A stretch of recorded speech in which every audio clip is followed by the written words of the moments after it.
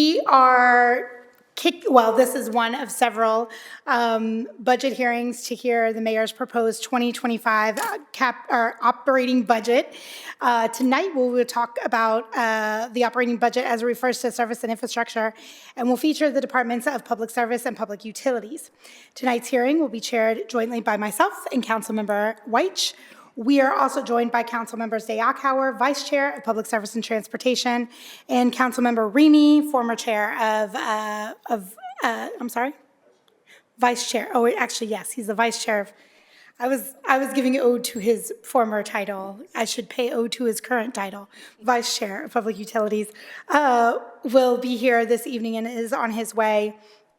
I'll talk a little bit about how the hearing is going to go tonight, and then I will kick it over to Councilmember Weich to get us started. But I think one thing that struck me as we were sitting in our budget hearings, at our last budget hearing that I was able to attend, we talked a lot about our human infrastructure and how now is the time, especially as we look at our social service agencies. We all know that this budget is very, very tight, and while we are making choices and making the right and good choices for our people, that investing in our people now is the time to do that more than ever. And during the course of that conversation, we also talked about how key not just investing in people infrastructure is also investing in infrastructure, right?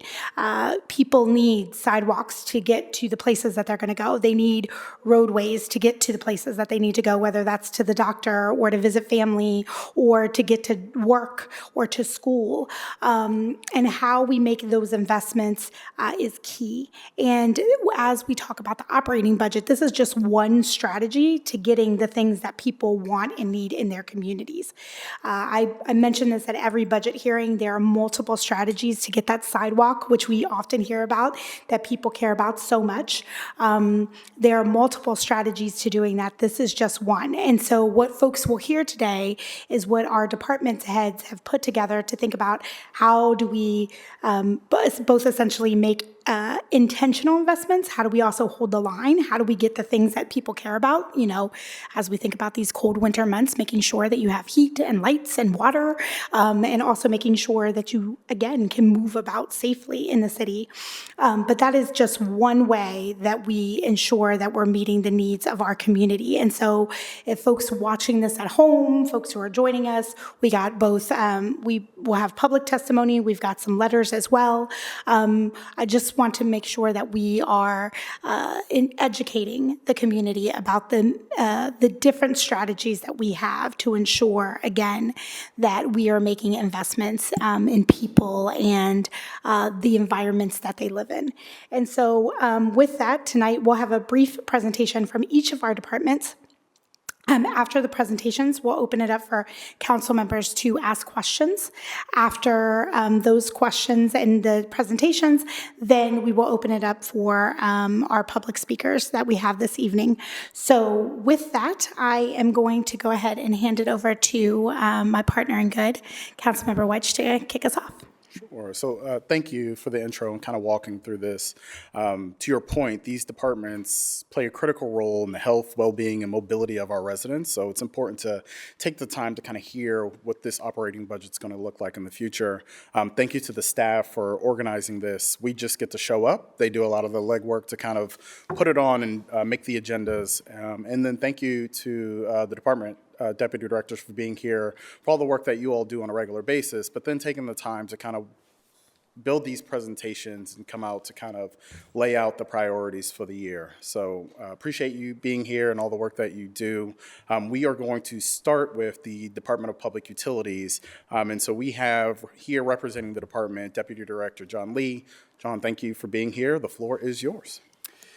Thank you, Chair Weich, Councilmember Barosa de Padilla, and Councilmember Dayakauer for this opportunity to present the Department of Public Utilities 2025 operating budget. These operating dollars will allow us to continue fulfilling DPU's mission of providing essential utility services to residents and businesses in the Columbus region. We're also committed to Mayor Ginther's strategic priorities of economic stability, health and well-being, and safe and resilient communities. The department's 2025 operating budget totals $866 million and is a 6% increase above our 2024 budget. Our budget provides funding for 4 divisions: water, sewers and drains, stormwater, and power. It also includes funding for our director's office budget. When you look at our total budget, 62% goes to operations and maintenance, while 38% goes to debt service. Budgeted debt service dollars are in each of our division budgets except our director's office and is used to cover the long-term financing costs of our $6 billion capital plan. You'll notice increases in materials and supplies and purchase services. These increases are driven largely by operational service needs, program expansions, contract price adjustments, and inflation. The budget includes funding for over 1,400 full-time personnel. In 2025, we will continue to make efforts to hire additional skilled personnel. The budget includes 21 additional personnel in the director's office to support new initiatives in human resources, and additional positions in our asset management group, additional data management coordinators, security personnel to keep our plants and facilities safe. Excuse me. We're also continuing to add personnel to deliver our lead service line replacement program and start staffing up for our 4th water plant, which will be under construction here later this year. I will highlight each of the division's budget in some areas where we are budgeting increases due to some program expansions, inflationary pressures, and increased debt service costs. First, the director's office budget totals $62 million and is increasing 37% above 2024 budget. The director's office is supported by an allocation percentage from each of the divisions. The office provides overall direction and strategy for the department and includes several sections. Personnel is the largest expense for the director's office, coming in at 53% of the total budget. In 2025, we will continue with our migration to a new customer billing system with an enhanced payment portal for our customers and additional bill payment options. We also have a new bill presentment option for paper and electronic billing. We're also continuing our migration to a new work and asset management system, which is GIS-based, where we will store our work orders, our service requests, inventory, and asset information. Most of the expense related to these efforts is within the services line in the director's office budget, which is increasing 63% above 2024 levels. Finally, for the director's office budget in 2025, our customer service center will continue to work with our low-income and senior ratepayers to get them signed up with our discount programs and our rate relief program. Rate relief for 2025 has already started to roll out with a $65 credit for water and sewer low-income customers and a $50 credit for our new power low-income customers. Moving on to the Division of Water, the total budget for this division is $287 million, which is a 17% increase above 2024. Operations and maintenance expenses are increasing 28%, while debt service expenses are increasing 3%. Debt service expenses are 40% of the overall budget and cover the annual principal and interest payments used for bonded debt and loan payments for our capital improvement projects. These debt service costs are largely for existing debt that we have issued projects for within the last few years and to cover major improvements at our water plants and water rehab projects. In 2025, you will recall that water rates, with council's approval, increased 7% to provide continued revenue to support the operations, expenses, and debt service costs related to our capital plan. In 2025, the budget will support, for the Division of Water, 504 positions. Additional positions are being added to support our enhanced metering program, our water regulatory compliance team, which is going to be supporting our lead program, and we're also starting the hiring process to staff up for our future 4th water plant. In 2025, we will finalize the design of our 4th water plant and our transmission lines. We also continue to install our smart meters, otherwise known as AMI meters, for both residential and commercial customers. And we're also in the process of building a new turnkey water residuals processing facility at the Division of Water, and management of those residuals is an operating expense, as you'll see there. We have a large expense of $25 million planned in the operating budget. Those expenses are not capital eligible. Other rising costs in the Division of Water include our chemical budgets, and in 2025, we're seeing an increase about 15.6% above 2024 levels, or a total chemical budget of $31.5 million. When we move to the Division of Sewers and Drains, the total budget is $350 million, actually decreases 6% compared to the 2024 budget. Operations and maintenance expenses are budgeted 5% higher than 2024, and debt service costs are decreasing 13% compared to 2024. Overall, Sewers and Drains total budget, 44% goes towards operations and maintenance and 56% for debt service. Budgeted debt service is used to pay back, again, the principal and interest on bonds and loans we use to support our major capital program, much like the Division of Water. For the Sewers and Drains Division, our capital program is largely driven by EPA regulatory requirements and our consent orders. In 2025, Blueprint Columbus will continue in neighborhoods to eliminate the source of sewer overflows and basement backups. In 2025, sewer rates increased 6% to provide continued revenue to support operations expenses and debt service costs related to our capital plan. In 2025, we will be studying our capacity to provide water reuse services to commercial customers, and we will continue our program of 100% beneficial reuse of our sewer residuals. We'll also continue planning for growth and capacity at the Southerly Wastewater Treatment Facility to serve the region's growing needs. Several service contracts, as you will see there bulleted, will continue in 2025, most notably our reciprocal agreement with Delaware County, our rental of equipment with operator contract to help our sewer crews, and a $4.6 million for our facility and equipment maintenance agreements. Moving on to the Division of Power. Deputy Director, before you move on, you talked about water reuse study. A lot of folks may not be aware of what that is or why that is. Can you just speak to that briefly before you move to the next one? Sure. Our water reuse is essentially taking gray water and turning it around and supplying largely our commercial. It's non-potable gray water that would be used for the commercial industry, largely to cool data centers. So what we're doing right now is we are under study to find what is the best location, what is the cost. It's termed purple pipe, if you may have heard that. So that's just to designate that it's non-potable. So we're in the study phase right now. We're also looking at what would those rates be. That's part of the study for those commercial customers that choose to take advantage of that purple pipe. So it's going to be at a reduced cost compared to regular potable water, so it's just more cost-effective for them. Thank you. Given all of the data centers kind of relocating in Central Ohio, just wanted to point that out as a sustainability issue for us in Columbus as we kind of continue to protect our water sources for our residents. So appreciate it. Sorry. For our Division of Power, the budget is set at $121 million and is 10% higher than the 2024 budget.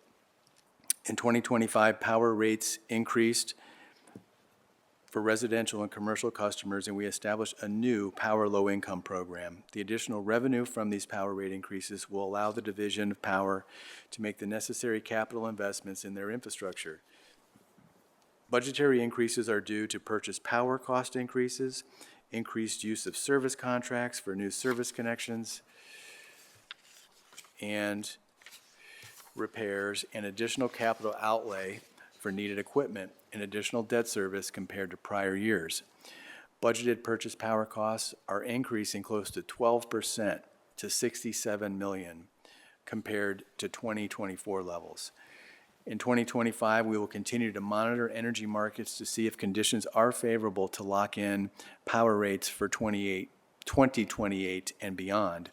For our wholesale purchase power contract, we will continue to make capital investments and improvements in our distribution lines, transformers, substations, and neighborhood streetlights. We will also be focused on meeting our targets for streetlight outage response times, as well as reducing our electric outage times for customers.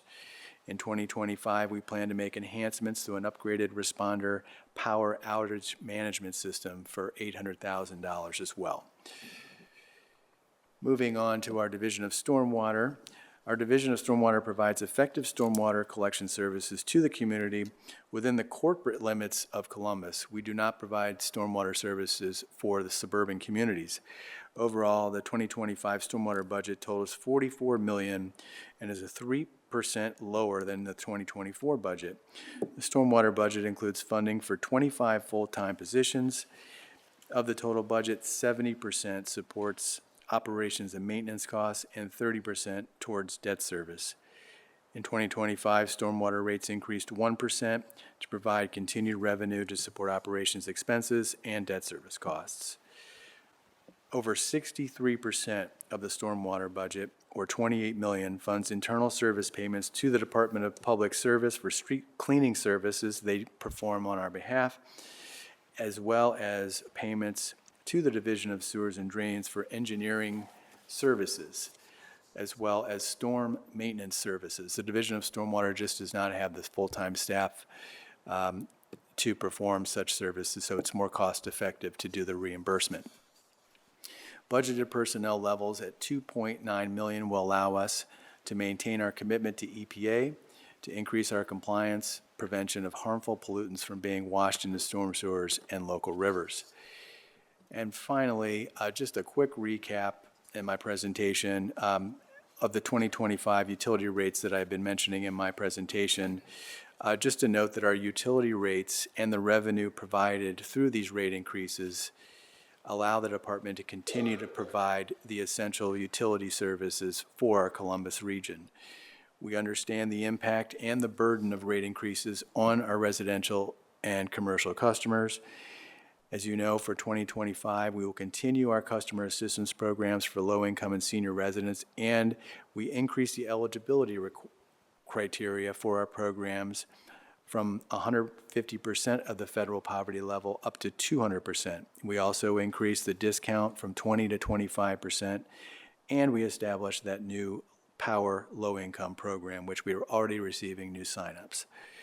Our low-income customers will also benefit from a $65 bill credit for water and sewer and a $50 bill credit for power, which will help offset some of those increased monthly and quarterly bill increases. Councilmember Weich, Councilmember Barosa de Padilla, and Councilmember Day-Acauer, thank you for allowing me to present the Department of Public Utilities 2025 operating budget, and I will be happy to answer any questions. So first, Deputy Director, thank you for being able to condense all of that in such a short amount of time. Appreciate your conciseness to kind of walk through that. I want to start with the low-income and senior discount programs that you mentioned, because I think it's important that we, one, continue to highlight them to encourage more folks to pursue those assistance programs if they are in need. Can you just speak to what the budget impact of these programs is, and then what in 2025 we will change to kind of increase enrollment for these programs? Thank you, Councilmember Weich. As far as the budgeted impact that's that is considered in the 2025 operating budget is around $800,000 to $1 million. It's probably going to be growing in the future years as we get more increased signups. In 2025, we are hopeful that we're going to continue to see increased participation. We've done a lot in the last couple of years on the low-income program, and we also have a new board member on our Utility Advisory Board on the Central Ohio Area on Aging, and we are expecting to see a significant increase of senior signups. So really, it's about getting out there, getting in the community, establishing relationships with new partners. We're also looking at some of the research that we conducted. We have realized through some census tract analysis that we could potentially sign up to 100,000 folks here in the city that would qualify based on our eligibility criteria. And so right now we only have 7,000, and that's pretty standard as far as benchmark. Like 10% is pretty normal, but we want to get higher than that. We think we're going to get there. So we've got some staff. We need more dedicated staff, really, to make an impact as far as that human capital investments in our staff to really spearhead a program and stay on top. Go to area commission meetings, civic association meetings, everywhere we can get. Have translation services available for those that don't speak English. Revise some of our pamphlets to get those out to those that don't again read English. So we have a lot of ambitions, and we're hopeful that we can also crack the one issue of multi-units. As you know, that's always been a struggle for us. How do we get multi-units signed up for that discount when there's only 1 meter going in? How do we get those landlords to pass on that discount? So we're looking at some creative programs there. Appreciate you going through that. And the discount program actually came up during the Health Human Service Budget Committee hearing. CEO AAA was here, and they had mentioned that they had just recently met with DPU. So I was excited to hear that those relationships are already forming. But to your point, we need new partners who are working with different constituent groups that we can go after and ensure that they're also sharing that same message. Councilmember, I go have a ahead. question. So one thing that we have heard from MORPC is, for some of their programs, they are run in Franklin County, not in Columbus all the time. Some do overlap with Columbus, but one of the challenges that we've heard is folks not signing up because the process is kind of arduous. There's a lot of information that you need to present in order to qualify for the programs. That sometimes is a bit of a turnoff for some folks because you're asking them for lots of personal information and they might be distrusting. They don't want to share that information. We've also heard that some of the guidelines that folks might make a little bit more just because those guidelines haven't been updated because we're going based off of old federal guidelines. So some folks may have more benefits that they might be getting, but they're still paying a mortgage or they still have other increased costs because everything costs more. And so they may not squarely fit into what those guidelines are. Are we seeing some of that in terms of the challenges of getting people to sign up, or is it more of a folks not knowing that this is an opportunity for them, or is it a little bit of both? Councilmember Barosa de Padilla, I think it's a little bit of both. As far as the arduous process, I think we're going to see some changes. We are, again, implementing kind of a new customer portal. It's going to be a one-stop shop. Right now, if you are a customer, you can go on there and you can click and you could actually fill out. It's a fillable form, and a quick attachment of the eligibility, a W-2 or something like that, something that specifies that you're in one of a social service program. So we think that it's, a pretty easy process rather than mailing in and filling in things and putting it in the mail and putting a stamp on it. So we've got that online component, but again, we want to provide more means for people to sign up. We're looking at, some text message options. We just don't have that right now through our technology. We want to communicate better with our customers. We want to make more things mobile friendly. We don't have a mobile app. We've been looking at that. A lot of people don't have access to a desktop or a laptop, but they do have access to their phone. So what could we do to somehow structure an app where people could sign up, just a few clicks? So that will hopefully help with the arduous process.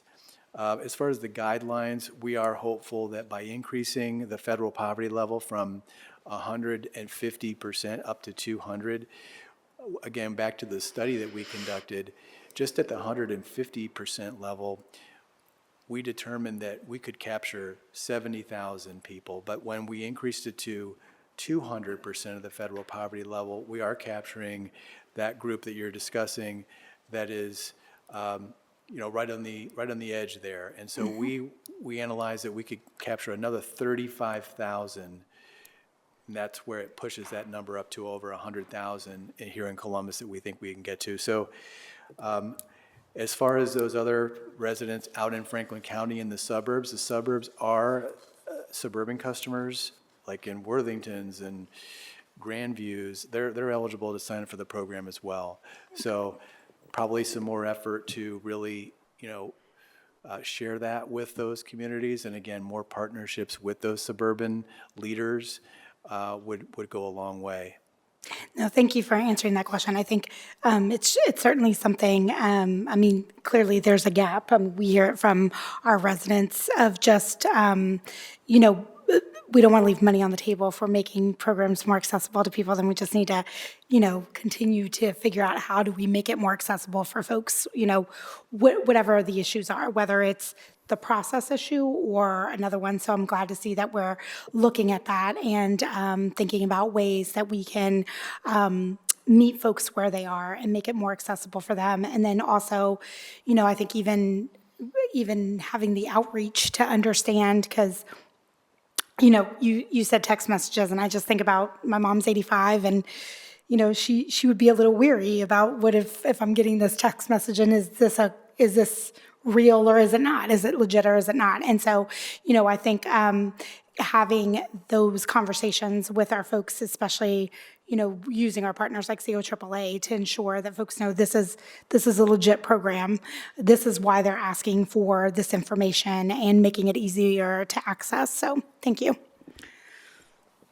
Thank you. No, great question. Always trying to find better ways to kind of communicate with residents. Deputy Director, you mentioned debt obligation several times throughout this presentation. The city is now carrying large debt obligations, with the majority of it coming from public utilities. Though debt service is decreasing in 2 of your divisions, large projects continue, not the least of which is going to be the 4th water plant, which will start paying debt service in the coming years. How is the department managing this debt, and how do low-interest state loans factor into this effort?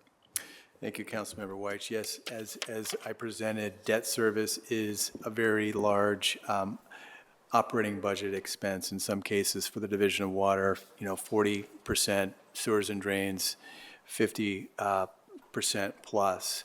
Again, those are used to pay the principal and interest on our $6 billion capital program. So a lot goes into modeling what that needs to be. And so we are fortunate that here in Columbus and in the state of Ohio, we've got a great partnership with Ohio EPA and the Ohio Water Development Authority. And really what's nice about that relationship is that we don't have to start paying the principal and interest on projects until after they're complete. So that allows us to really kind of smooth out the rate increases. And so we are constantly looking at, these projects, looking at the size of the projects. If we've got a large $250 million project, if we've got the 4th water plant, which is over $1 billion, how do things stack up each year? Is it too much in one year? How does that impact rates? So we've also taken advantage here recently of additional loans through the Ohio Water Development Authority for engineering and inspection services. Again, really with the goal in mind is what can we do to maintain affordability? That's really what it gets down to. How can we balance rate increases with affordability and the need to get some of these capital projects done in a timely manner? Appreciate that. I have one more question, then I'll open it up and let others jump in. Really about sustainability. That's my thing. So, what role does sustainability play in the department, and then how is it reflected in this budget? Thank you, Councilmember White. Yes, as you know, the Office of Sustainability is at the Department of Public Utilities and provides support for the implementation of the Mayor's Climate Action Plan. What we have in the budget is around $1 million in personnel, and this funding is actually from the general fund. And so working with the city auditor, what actually happens is we increase our Division of Power budget to have the appropriation authority for that funding, and then we see a transfer through an ordinance later in the year, typically in the third to fourth quarter of a year, to kind of shore things up with the general fund. We also have around $600,000 in supply needs and staff professional development, marketing and communication support for these programs in support of the Columbus Climate Action Plan. Appreciate it. Thank you. Any of my colleagues have any questions? I do have another question. So I think aside from sidewalks, one of the big questions that we get asked often is streetlights. And can you talk to us a little bit about what is the process for streetlights? How do folks get streetlights? And also, how are we prioritizing streets that we know that there are some areas of Columbus that have none, that have no streetlights, or very little, or they need to be upgraded? Can you talk to us a little bit about that process? And are some of those programs being implemented in this budget? Thank you, Councilmember Barosa de Padilla. Yes, we do. Fortunately for the Division of Power, we are working with right now around $10 million that we received with the last bond sale. We also anticipate additional dollars that will be additional debt service dollars that can be supported through the rate increases the council recently passed. So we're really elevating our capital program, our aging infrastructure in the Division of Power. It's been a long time since we've made significant investments. And as far as streetlights, yes, those are very important investments for safety reasons, for neighborhood aesthetics, for a variety of things. People like streetlights. So we've got a prioritization plan, and we had an old plan, and now we're kind of revising that plan here in 2025, and we actually received a $400,000 grant that's going to really help offset some of those costs.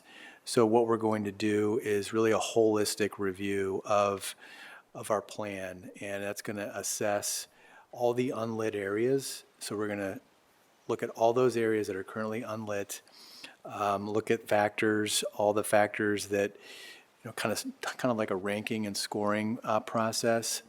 We're going to be looking at development project boundaries, looking at arterial streets, what residential needs are there, and basically developing a priority plan. There's also the assessment process. It does take a long time. That would be a process where if your neighbors really want streetlights, decorative streetlights, you can petition and go through the assessment process. Takes a little bit of a while to do that, but that is an option. And if we cannot get to your unlit area through the normal prioritization plan. And that would be a cost, though, to the residents that That live would there, be a correct? cost, yes, and that would be something that is put on property taxes over time, that could be paid off over time. So the prioritization plan, as that's deployed, again, that would be covered. There would be no cost like the assessment process. So we're also doing continuing our change out of our existing high-pressure sodium lights. If those are the standard lights you see, changing those to LED, they have a different illumination factor, and they last a lot longer. So there's also some cost savings.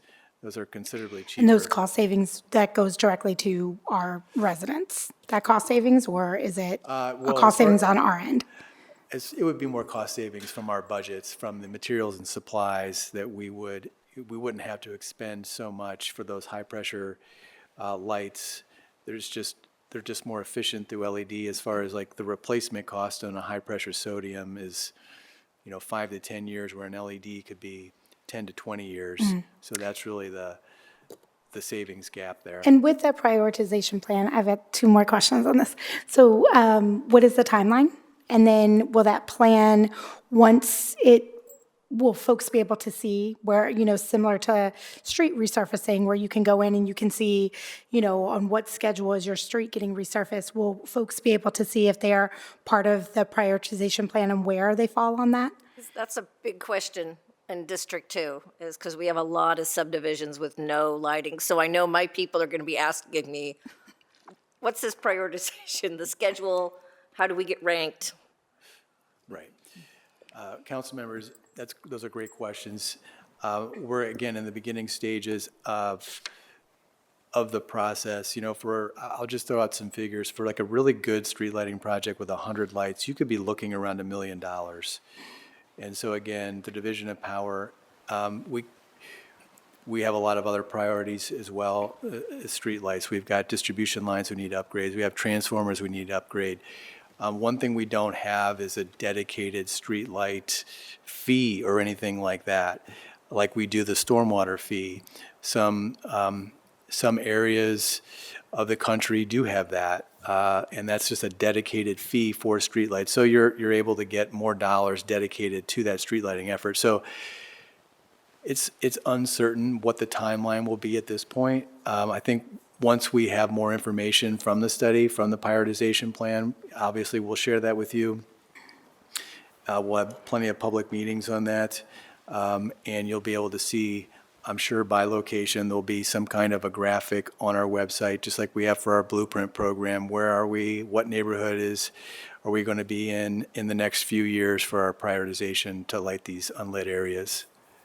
And I think along with that, there has been a dramatic increase in the response of when lights are out and replacing those lights.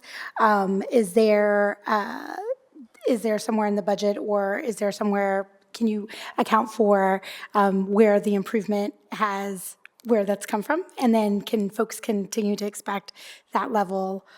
Because again, I think this is high for our folks in just ensuring that it's safe on all accounts, not just from, like a public safety, but just, even driving down the roads and walking down roadways, ensuring that folks are safe, so. Sure, Councilmember Barosa de Padilla. Yes, those are, our levels of service have increased. It's largely attributable to more dedication of staff, like you mentioned, more human capital dedicated towards, increasing service levels. That's really what it gets down to. We've also offered more overtime for our staff to go out there and replace lights that are out. We've also hired some additional lamp servicers. So again, like all departments, we struggle with hiring, and it takes some time to get people in, but we've also dedicated other capital with the increased revenue from the rate increases and our increased capital dollars. We're able to buy more poles, more light fixtures. Just, the overall program has just been increasing. I think that's why we're seeing service levels increase. And customers, we need their feedback. We need them to let us know if we're not there. We don't have a system in place where we can actually identify outages.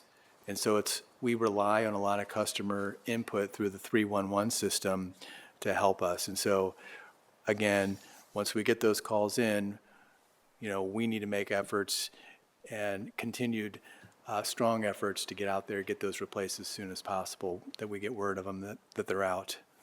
Thank you.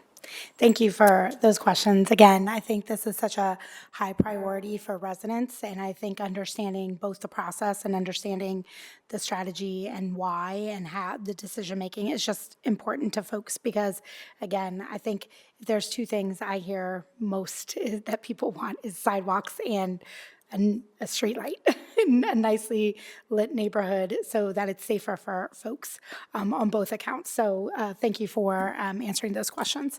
That's all for me, Councilor. Thank you. And John highlighted it, but that was the reason why these rate increases were so important. We had facilities, infrastructure that was well past the time in which it needed to be upgraded. And so this gives us the capital to kind of move in that direction. Councilman Remy, sorry. Thank you very much, Chair.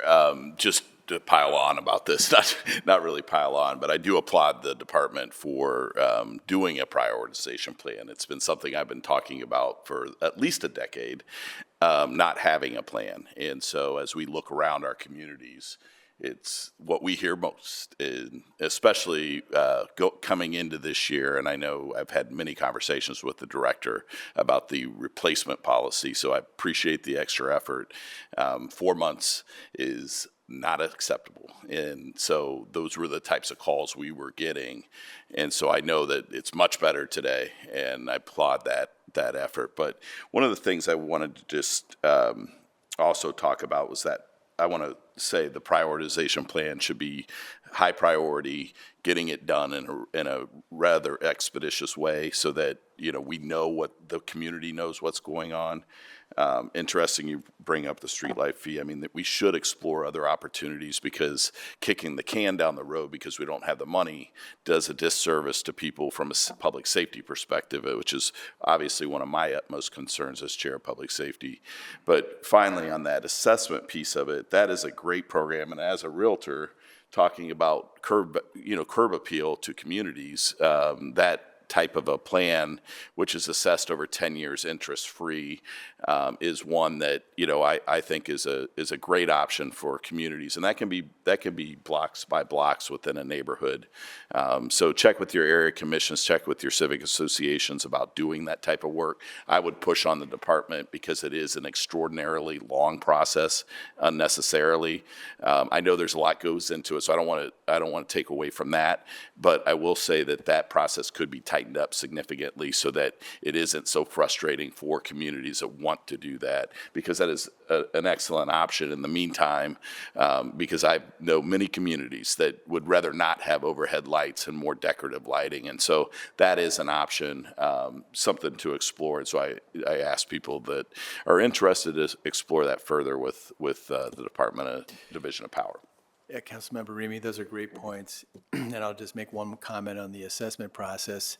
Again, like you said, it's taken 2+ years just for one single assessment. And the department did work with council to kind of start looking at what we could maybe do together, because a lot of these are in the charter. A lot of these are provisions that have been in place, I don't know how long. And looking at the amount of time that it takes, are these necessary steps? What are the options that we could do to kind of streamline the process, really to get those decorative lights up in those neighborhoods where folks want them? Thanks, Deputy Director. I appreciate the input. Any other questions? Seeing none, I think we're done with DPU. Appreciate you kind of walking us through and answering our questions. Councilmember, I'll kick it to you to introduce DPS. Thanks, Chair. So now we will hear the proposed 2025 operating budget from the Department of Public Service. I will give the floor over to Deputy Director Steve Wetzel. Good evening, Chair Barosa de Padilla, Vice Chair Dayakauer, Chair Weish, and Vice Chair Remy. Thank you for this opportunity to present the highlights of the Department of Public Services proposed 2025 operating budget. The Department of Public Service is comprised of the Director's Office and 5 divisions: Refuse Collection, Mobility and Parking Services, Infrastructure Management, Traffic Management, and Design and Construction. Overall, in 2025, we have a proposed funding level of $203.6 million for the Department of Public Service, which represents a 3.3% increase, or $6.5 million, as compared to the 2024 operating budget. This overall budget will fund 900 full and part-time personnel that provide some of the most core city services, including refuse collection, which includes residential, bulk, recycling, and yard waste, maintaining and improving our roadways, fixing potholes and plowing snow, installation and maintenance of traffic signals, signage, and pavement markings to promote the safety of our citizens, publicly managed parking for both on-street and off-street facilities, and making Columbus a safer city for pedestrians and bicyclists. The Department of Public Service is funded by 5 different funding sources. Over 67% is funded from sources other than the general fund. $88 million, or 43.2%, is allocated from the Street Construction Maintenance and Repair Fund, of which 74% of that revenue originates from gas tax and auto license fees. The general fund this year will provide $68.1 million, which represents 33.4% of our proposed operating budget, mostly to support the Refuse Collection Division and a small portion of the director's office. We also have the Construction Inspection Fund, which provides $14.2 million, or 7% of our budget, and the Private Inspection Fund, which allocates $6.1 million, or 3% of our budget. Lastly, the Mobility Enterprise Fund, which supports $27.2 million, or 13% of our total budget. Taking a closer look at each division's budget, we'll first start out with the Director's Office. The Director's Office has a proposed 2025 budget of $14.3 million, or 7% of the department's overall budget proposal. The Director's Office provides the overall coordination and policy direction for the department and manages the fiscal, human resources, community relations, asset management, and legislative processing functions, as well as the management of the Link Us initiative. Central Ohio is one of the fastest growing regions in the country, on track to reach over 3 million residents by 2050. That's nearly 1 million more people over the next 25 years. To address this growth, the region is modernizing and expanding our transportation system through Link Us.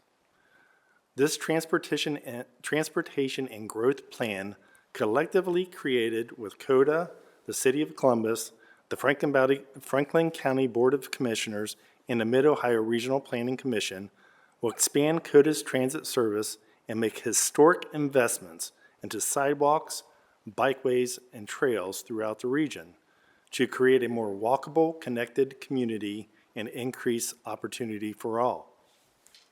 This modernization in the transit system will include 45% more CODA service, 500 miles of new and improved sidewalks, bike lanes, trails, and crosswalks across the region, construction of 5 CODA bus rapid transit lines, improvements to bus stations, including micro-transit options, and improvements to platform-level boarding and heated platforms to melt snow. And it will also include more CODA bus zones for CODA plus bus zones for on-demand transit. In 2025, the Division of Refuse Collections proposed funding level is a little over $67 million, all from the general fund. This represents an increase of $302,000, or 0.5% over the 2024 operating budget. This proposed funding will support 240 full-time personnel who provide trash collection services to more than 344,000 households every week, 52 weeks a year. Thanks to Mayor Ginther's leadership, the 2025 budget continues weekly recycling and biweekly yard waste with a total budget allocation of $18.4 million. In 2024, 34,277 tons of materials were diverted from the landfill through the residential recycling program, resulting in a 5% increase over the previous year. In 2025, we expect that weekly recycling service will continue to collect recycled materials by more than 10% over the course of this year, which will assist the division in the initiative to divert 90% of the recycled materials by the year 2050, a cornerstone of the city's climate action plan. In 2025, we will be investing an additional $2.3 million to continue to tackle illegal dumping. This includes additional solid waste inspectors to educate residents on proper waste disposal and to prosecute cases of illegal dumping in the city alleys. Of the 240 full-time personnel, this budget will fund 26 staff members dedicated to support the Clean Neighborhoods Initiative to address the persistent problem of illegal dumping in our neighborhoods. This includes continuing to advance policies like increased staffing numbers to crews dedicated to solid waste inspection and alley cleanups, continuing to utilize the installation of cameras, and working with the Department of Public Safety to capture and prosecute illegal dumpers. Refuse collection crews dedicated to pick up and dispose of illegally dumped materials have picked up almost 3,000 tons of debris. Including that number is over 2,700 tires that have been illegally dumped in our right-of-way. In 2024, through the enforcement of Title 13 Municipal Code, solid waste investigators filed 10 criminal cases with 4 individuals related to illegal dumping, and an additional 161 civil violations were issued. This budget allocates approximately $400,000 for additional funds for the new litter response team. This team of 4 city employees is dedicated to litter pickups that focus on public rights-of-way ahead of our city mowing operations. This team also provides additional capacity in public spaces like streets, sidewalks, alleys to pick up litter. The Division of Refuse Collection is also the home of the Keep Columbus Beautiful program, or what we call KCB.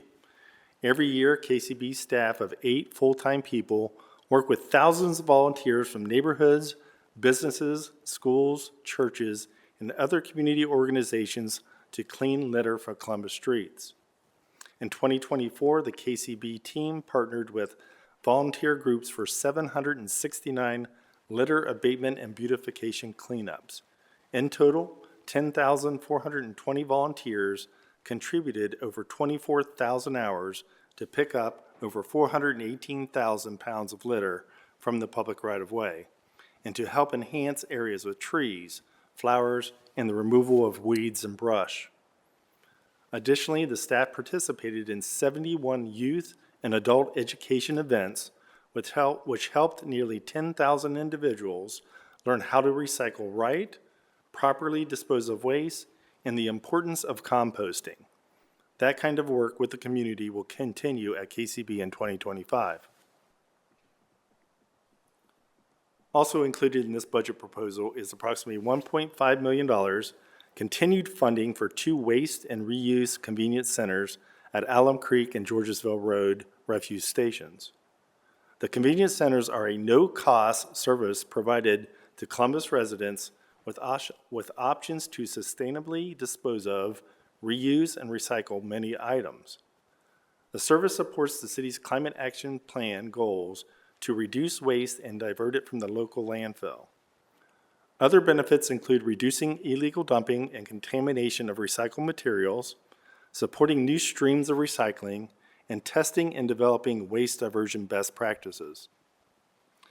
These resources will be available for residents to discard overflow trash, recyclables, bulk items, food waste, and yard waste. The hours of operation for our facilities are Tuesday through Saturday from 10 a.m. to 6 p.m.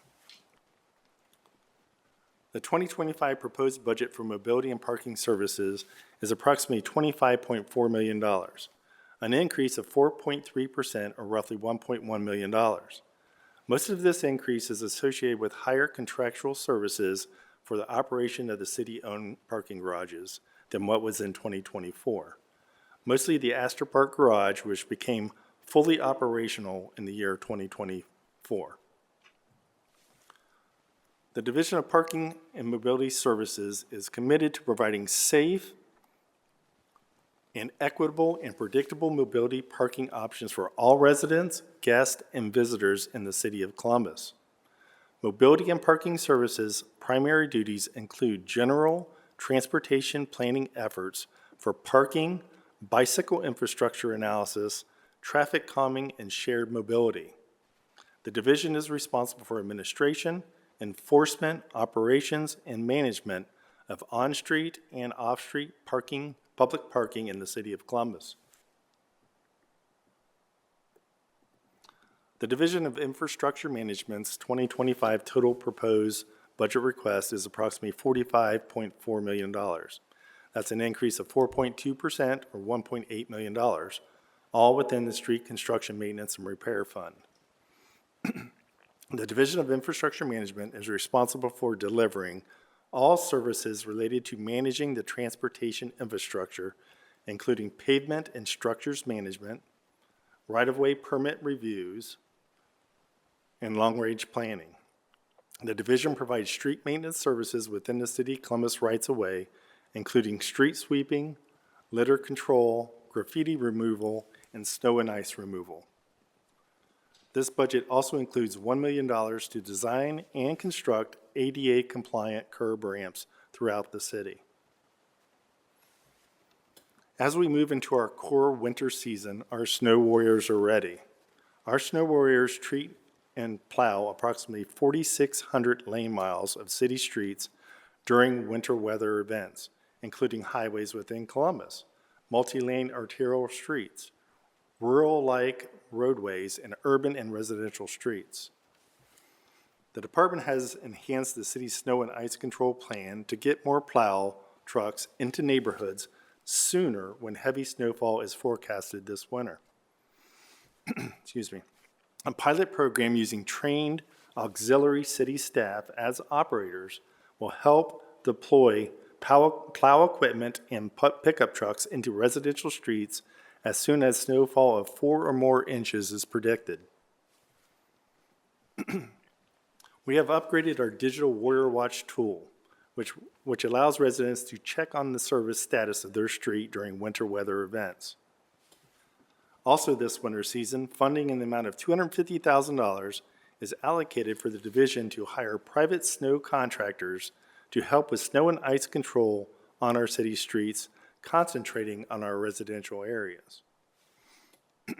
And finally, the division has increased efforts to partner with our suburban communities on intergovernmental agreements to remove snow on city streets where it makes sense. The Division of Traffic Management is making our streets safer for motorists, pedestrians, and bicyclists. The division's 2025 total proposed budget is $25 million, all from the Street Construction, Maintenance, and Repair Fund. This represents approximately a 1.8% or $450,000 increase over the 2024 operating budget. The Division of Traffic Management is responsible for planning, educating, and advocating for the greater mobility of the various roadway users to ensure a safe and efficient transportation system for pedestrians, bicyclists, and vehicular traffic, as well as improving neighborhood livability and safety. Included in this year's budget proposal is the installation, replacement, and/or refurbishment of traffic signals in the amount of $3.6 million and another $2.4 million for the division's traffic commodities, which includes permanent pavement markings, traffic signage, school signals, and traffic signal parts. The Division of Design and Construction's 2025 proposed budget is $26.5 million. This represents approximately a 6.4% or $1.6 million increase over 2024. The Division of Design and Construction is responsible for developing quality construction plans, managing design contracts, and enabling the department to build and maintain a safe and efficient transportation system. In addition, the division manages construction contracts, providing quality and timely construction inspection, surveying, and materials testing services to support public service, public utilities, and privately funded infrastructure construction projects.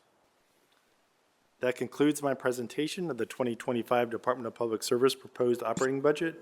I'd be happy to answer any questions you might have. Thank you, Deputy Director. I would also like to point out to my colleagues that on the side, I do Department of Public Service work, roadway work, get called in every now and then. I was wondering, Councilmember, if you would catch that picture that I was did. displayed up I there. appreciate that. I don't know how highly skilled I am, but I do appreciate it's like an undercover boss experiment with the Department of Public Service at any time. So I invite my colleagues to join me on an apple picker or using a blowtorch on a city street. You have him jealous. He's like, why can't I drive a snowplow? Like, when am I going to get trained to be out in the streets? So we're clear, I only drive a snowplow on a closed circuit. They have not given me, It's a private lot, so we're all contained. which was scary enough. So Director, I have a couple questions before I open it up to my colleagues. My first set of questions is going to talk about, or I have questions specifically about some of our larger initiatives that the Department of Public Service is taking on. So we talked about Link Us, and while Link Us is a program that will be primarily managed through CODA, obviously to build the infrastructure in order to have dedicated bus lanes and all of the infrastructure that the revenues from Link Us will bring, more sidewalks, bike paths or whatever, that falls back into our court. So as we think about preparing for Link Us and especially West Broad Street, that is the furthest in design, and we are looking at breaking ground this year, how does this budget reflect how we were gearing up to get ready for Link Us and the changes that are coming to ensure that we stay on track? Yeah, thank you, Councilmember.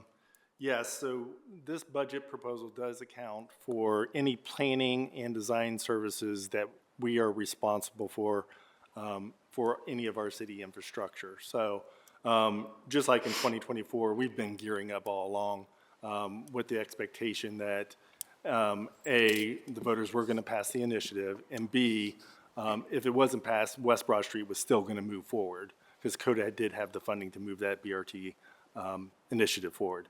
So we've already been in the planning and design phases within our department, and we've allocated internal resources to compensate for the need. We've spent in 2024 roughly $1 million of personnel costs to help in those design and planning efforts. We plan next year to continue utilizing internal resources to further along the design of the West Broad Street and Northwest Corridor. But you're going to see as we start to move from that planning and design phase and more into the construction phase, which will start later this year and into next year, us hiring additional personnel. So next year, you're really going to see an uptick in our personnel budget as it relates to design and construction and some of the detailed design efforts that are going to move forward. So 26, 27, 28, you're going to see a ramp up as that program ramps up. When we move more into like actual implementation and, Yep, correct. got it. So we're going to utilize our internal resources as we're doing the planning and design phase. Okay. And then along those same lines, as we look at the implementation of Vision Zero and our Bike Plus plan that we passed this year, how are we also allocating resources to both of those efforts to ensure that we are meeting our goals with both programs? Thank you, Councilmember. Yes, we're still utilizing internal staff that we currently have through both the Mobility Options Division and the Traffic Division to move Link Us forward. We are moving some positions around within traffic. We're going to allocate another position full-time to Vision Zero to help out with that initiative for basically the 23 to 28 plan and moving some of those initiatives forward. And then we're going to allocate some additional planning positions within mobility to move the Bike Plus initiative forward too. But that's moving around positions that we currently have, not creating new positions, Yeah, that is correct? correct. So we determined that there were certain positions that we did not need to fill within both of those divisions, so we reallocated those positions to add in additional staff for Bike Plus and for Vision Zero. And then, the Department of Public Service is a little unique in that, we have a lot of user fees that go back into funds. So for example, if you are using a parking garage, the fees that we collect from that go towards the maintenance of parking garages, right? So the mobility fund, if you are parking in the city of Columbus, those funds go into a mobility fund that then go to fund other things that are related to mobility. One thing we've been talking about is potentially funding the e-bike program through that.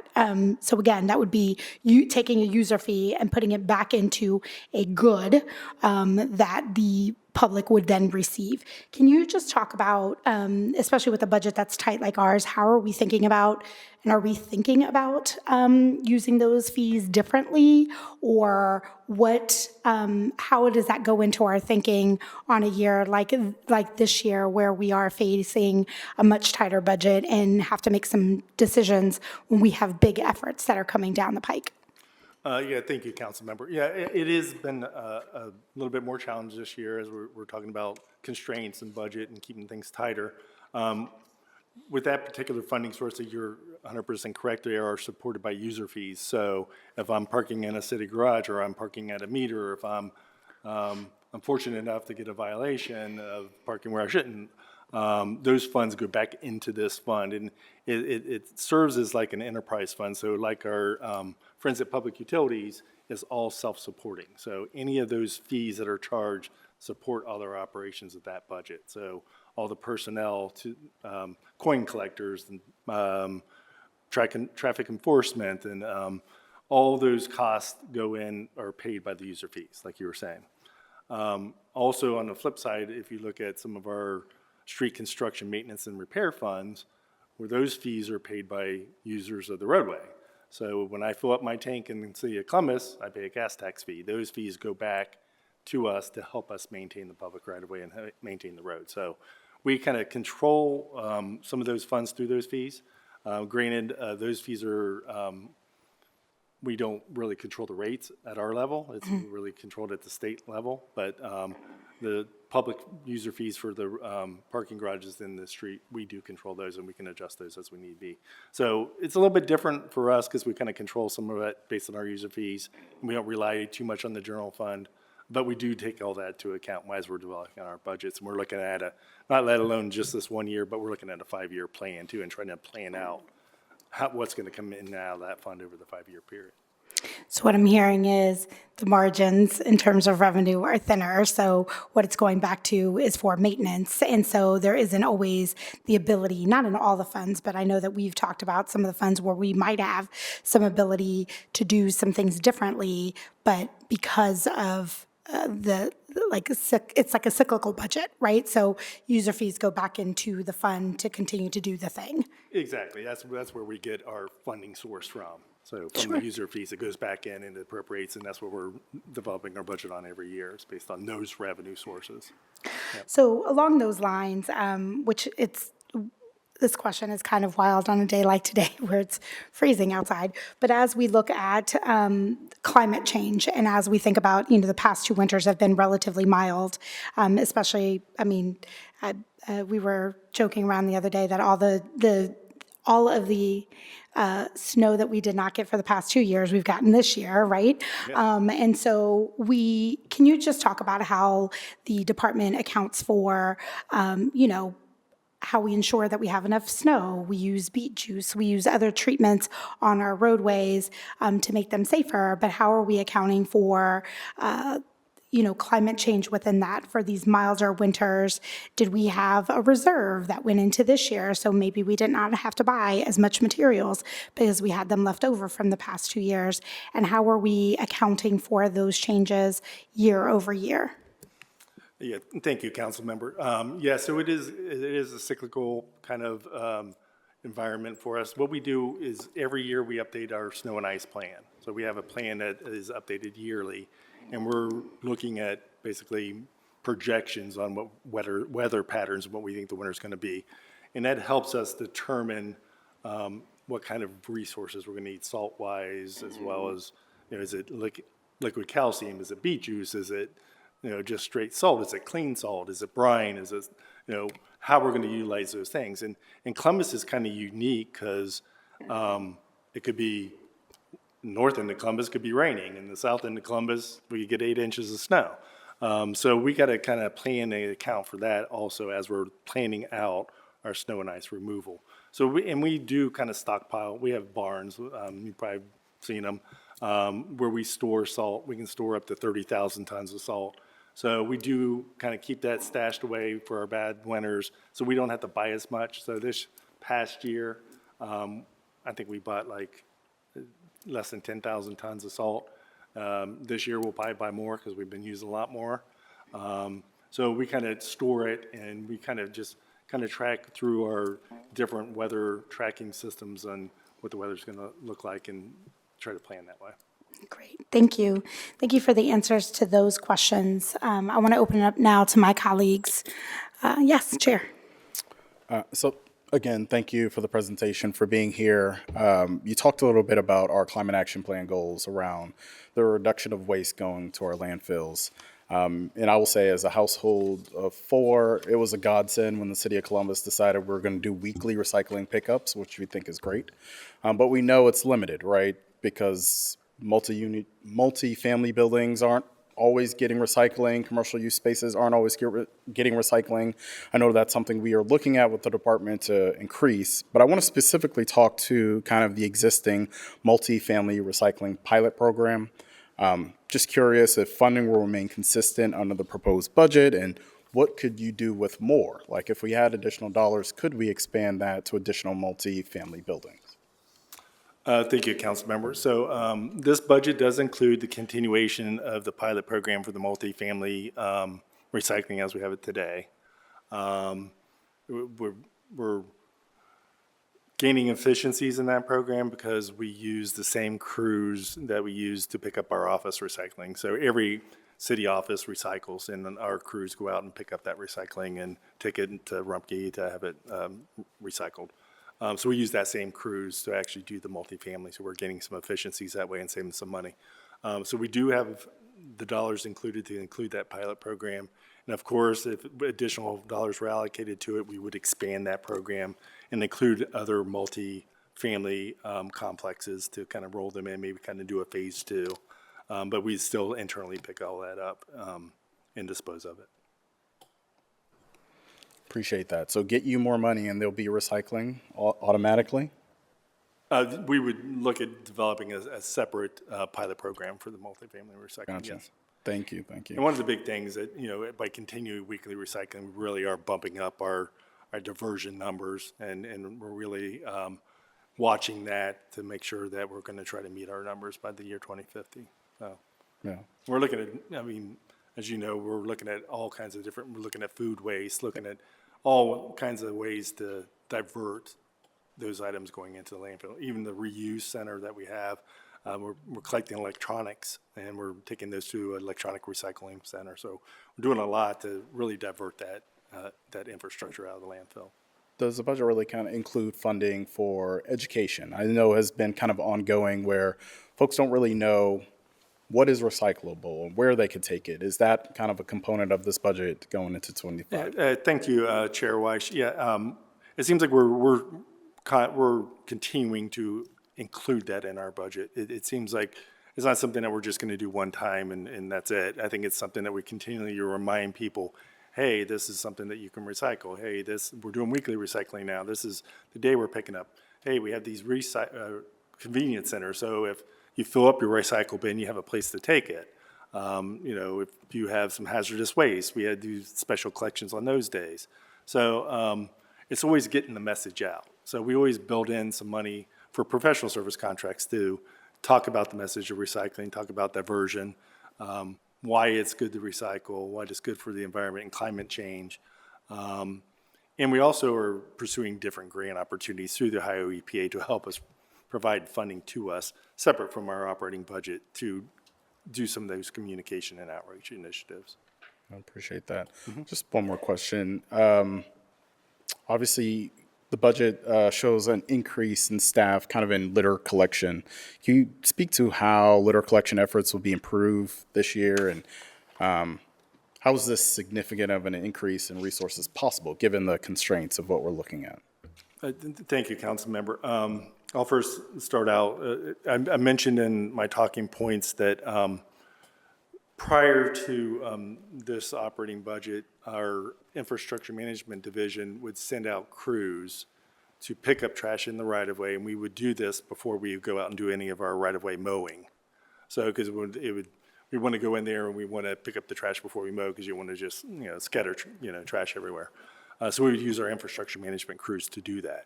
So we're moving those functions over into refuse collection just because it made more sense, since they already kind of do those sorts of functions. So we were able to add staff there to do more litter cleanup for our infrastructure crews, as well as do just more citywide cleanup in itself. As you know, we've converted all of our 300-gallon containers, and we're all picking up 90-gallon containers. So those program dollars that we had for 300-gallon containers, we were able to move into different programs. So that's how we were able to move some of those additional positions in the litter cleanup versus adding additional staff. Yeah. Council members, any other questions? I do want to put in a plug for our recycling centers because they really, if you have the means and the capacity to drop off things, I mean, I saw like old VCRs, microwaves, appliances, furniture, even clothing, that this is a responsible way to get rid of some of those things, to ensure that it is disposed of correctly, to ensure that, it's not put into a landfill. And so folks can see that on the website, but it is easy. You can just pull up. There is someone there who can even help, who I believe can assist you with some of the larger items, but it is like separated into areas, so you can pull your car up, unload it into the specific bin, and it's a great service. So not all folks know that that's available, but highly encourage, if you have those bigger items, this is a way that you don't have to put it on the curb, you don't have to wait, you don't have to make that call to do a bulk pickup, but unless that's your only option. But if you have the means and, again, the time, you can drop it off at one of those centers. Yeah, Councilmember, I'll echo that, because we'll see at those convenience centers too, is that somebody will call to make a bulk pickup, and, we have a schedule. So it may be a week or might be 2 weeks before we get to the bulk pickup. Well, if they don't want to wait that long, bring it to the convenience center, drop it off, and it's an easy way to do that. We get furniture too, so we recycle that. So Yes, all those things It's a that- great free service, yeah. Especially the things that you may not know how to dispose of. It's a good place to take it. So thank you. So thank you, Chair, for your leadership during this hearing. Thank you to our departments for your presentations and for answering your thorough answer of our questions. We are now going to move into the public testimony portion of tonight's hearing. We have one person who signed up to speak, and before I call them up, I do want to acknowledge and thank, a couple weeks ago at our council hearing, we had a sidewalk project that came because of the direct advocacy of students at Independence High School. And so it took a while for us to get it off the ground, but because of the advocacy of those students, they will now have a sidewalk leading to Independence High School. And so I want to acknowledge the faculty and staff at South High School who did send us a letter. And there was an unfortunate incident involving a student that was crossing Parsons to go over to the Parsons Avenue Library, and they were struck in December. And so we know that Parsons Avenue is on the high injury network. We have made some changes to Parsons Avenue. There will be continued changes coming to Parsons Avenue. We've heard from the community, and certainly I have this letter from the high school staff that put this together and gave suggestions for some things that we could be doing, particularly at the crosswalk between the high school and over where the library is. And so I'm sharing this letter with the Department of Public Service and putting this on our priority list. This is one of the areas, again, because we've heard so much about Parsons, because of the proximity of not just South High School, but the other schools that are along that thoroughfare. Ensuring that our students have a safe path to school is high priority for us. So we will be looking into this, and we will get back to the folks at the school about how we are going to address some of the concerns that they have in this letter, and then also share some of the thoughts that I know that the department has been working on along that Parsons Avenue corridor. So with that, I'd like to invite our public speaker to come forward, Glenn Tumala. Glenn, am I saying your name correctly? Tumala? Perfect. So Glenn, welcome back to council. You have, if you could please introduce yourself and any organizations that you represent, and you have 3 minutes. The floor is yours.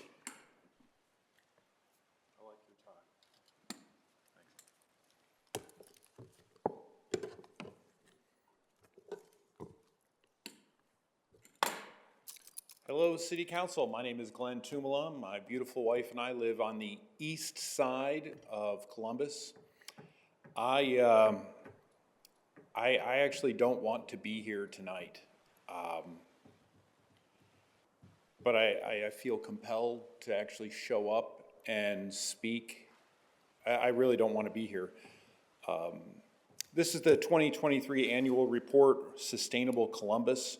I'm just being honest with you, there's a typo on this, on the front page. It says Sustainable Columbus. It really should say something else like Survivable Columbus. Also, it's ironic, the 2023 report makes no mention that 2023 was the warmest year ever recorded.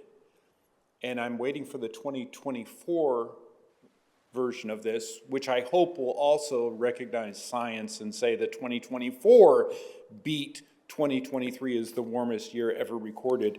We're moving into an unprecedented time, and we need to adapt faster than what we're doing right now. We need more leadership from council and the mayor. Hey, there's this city you've probably heard of. It's up north in this state that we love. It's called, the city is called Ann Arbor. And it's a really nice little city up there. They have football and things like that in Ann Arbor. So Ann Arbor also has an all Democratic city council and mayor and everything. And they also have a climate action plan. But they actually have an action plan. Their deadline is 2030. So our deadline's 2050. Let that sink in for a minute. Like, they've already been working on adapting for the future for Ann Arbor to survive by 2030. And 2050, all of you will be gone.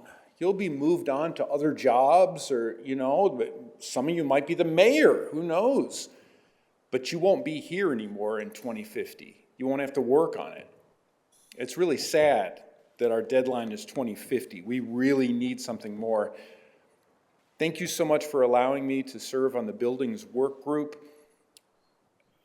We're basically talking about talking right now on the buildings work group. We're not actually focused on getting anything concrete done, like a green building code, which I was originally told is impossible because of the Republicans controlling our state.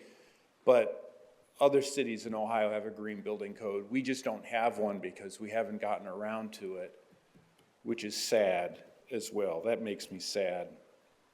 It's not really an action plan either. It's more of an inaction plan. Like, we're waiting for someone else to fix it for Columbus. And you do realize that all these problems that we have in utilities and public services, they're all going to get worse exponentially because we're not planning for the future. And that's really too bad. There's symptoms. We're underestimating the impact of climate change. We're just ignoring it. It's a side note right now to the city. It's just a side, it's in that committee. Yeah.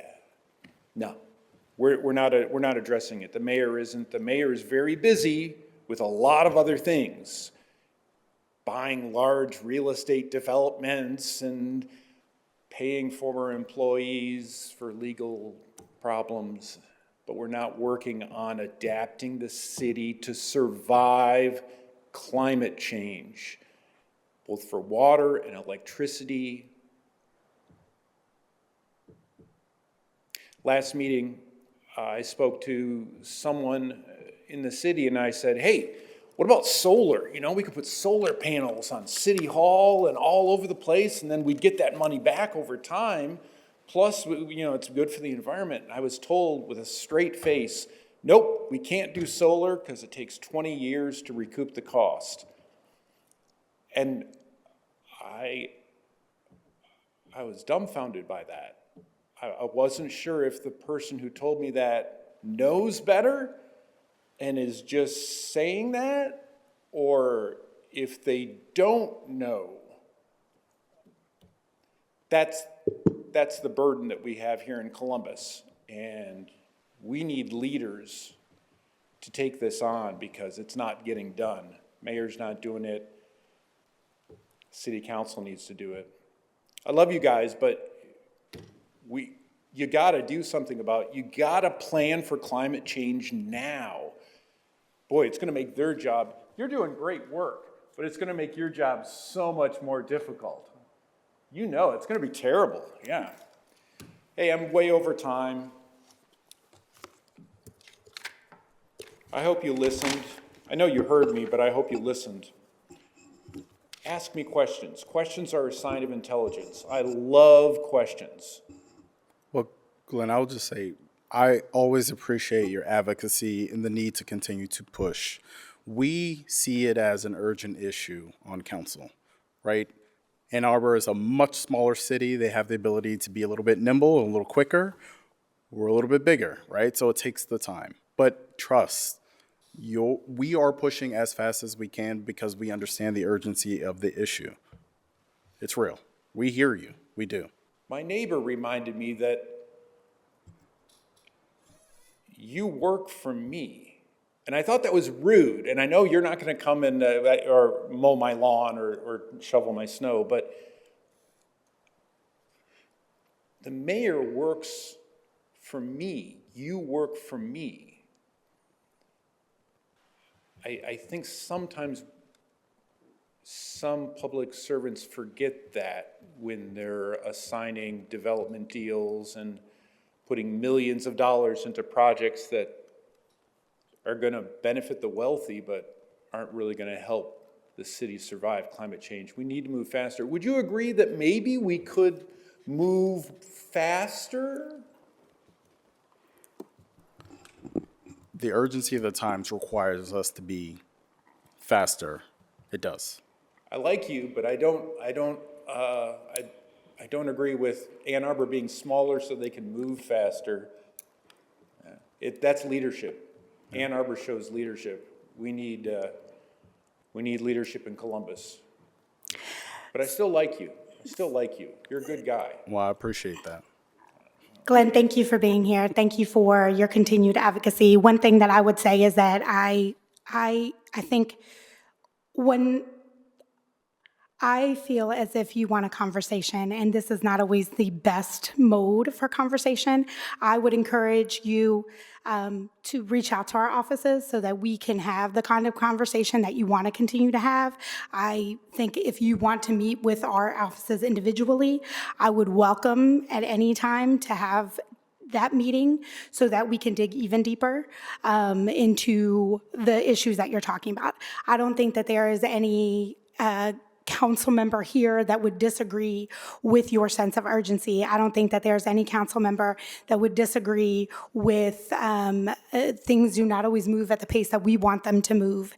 And sometimes it's not just about leadership. I know you're going to say that, and I'm going to tell you that my 3 years here, there are certainly some things that it's easier to push over the line. There's some things that we need to work on a little. It takes more time than even I would like, than any of us, I think, would agree that we would like. We do work for you. I hope that you see that we are continuing to work for you. And if not, I highly encourage you to reach out to our offices to have the conversation, as do residents every day, all the time. And I appreciate you being here, like I said, and appreciate your advocacy. It does not fall upon deaf ears. Thank you for your service. I know that you work with the Area Commission. I know that you're serving on a committee, and that is appreciated, and continuing to push is how things get done. It is always but for the people that change happens, and so that is not falling on deaf ears. So thank you so much. And with that, I am going to conclude tonight's public hearing. I want to thank the folks who are here tonight. I know that it is a very chilly evening, and I'm sure most of us wanted to be somewhere much warmer than it even is in this council chambers this evening. So I want to thank my staff, Jessica Casares, Amaris Lemus. I want to thank Chelsea Colbert for your help. I want to thank Sam Dooling. If it was not for our staff, we would not be able to make this happen. I want to thank our technology staff as well, who are here at every hearing, making sure that this happens. If there are additional questions, concerns about the budget, or additional ideas that folks may have, please reach out to my aide, Jessica, at JICaceres, CACERES at Columbus.gov, and Councilmember Weich's aide, Chelsea Goldbert. Why am I pronouncing everything all wrong today? Golterman, I don't know who, Chelsea, I'm making up your last name today, at CLGOLTERMAN at Columbus.gov. And with that, that concludes tonight's hearing. Have a great night, everyone. Get home safe.